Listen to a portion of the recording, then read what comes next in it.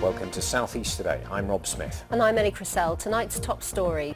A Kent campaigner fighting for justice after contaminated blood treatment products gave him hepatitis. Now, a Kent man who was infected with hepatitis C from contaminated blood treatment products in the 1980s says that the condition has devastated his life.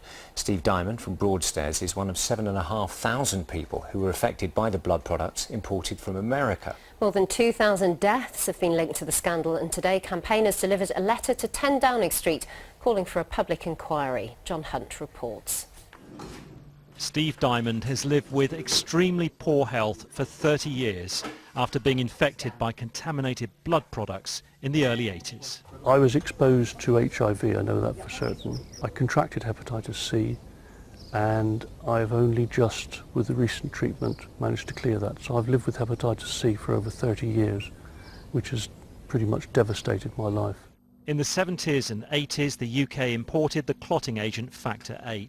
It was used to treat haemophiliacs, but 7,500 patients were infected, contracting hepatitis C, HIV or both. Campaigners want a public inquiry and better compensation.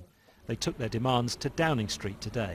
It's lost careers, it's lost pension rights, it's living through the 90s and noughties with no life insurance, so no mortgage, no credit, no car loans, and we've all been reduced to poverty.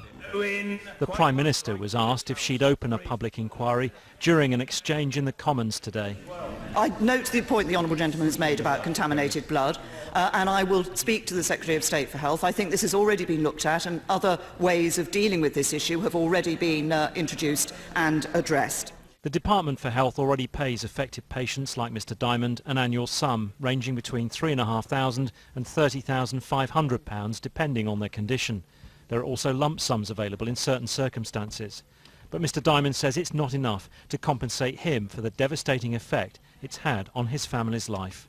John Hunt, BBC South East Today in Broadstairs.